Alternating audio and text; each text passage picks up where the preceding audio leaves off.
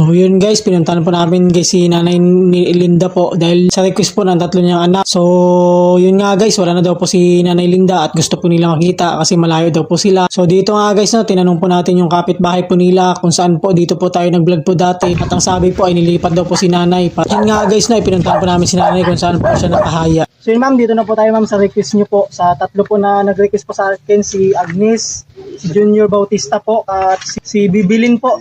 So, ito na po, tinupad ko na po yung request nyo na tatlo. Ito na, ang ganita, no? Nanay Linda po. So, wala po siya napatay?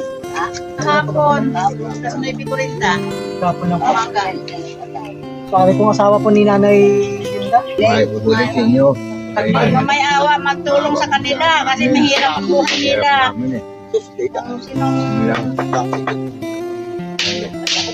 So, yun guys, bali, ginagawa na lang po nila guys ng kabaong po dahil wala pong budget po. So, ay walang buhay, walang trabaho. Kunting tulong lang po namin ito sa katulad natin ng hirap, di ba? Tulong lang sa namatay kasi wala hirap. Purok mabi-abihon, pububalog mo si Batit po. Ang address namin. Si Maggie Baeng lang po.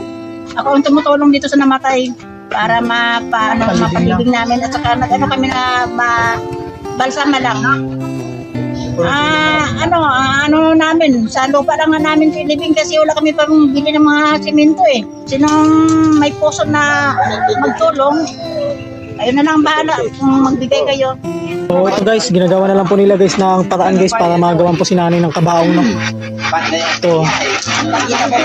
So, bali request po ng request po ng anak po ni Nanay. Bahay nila Opo. Bali ito po yung bahay po ni Nanay, oh. sila. So ito guys, na-vlog po natin to guys dati guys, no, nung buhay pas po si Nanay.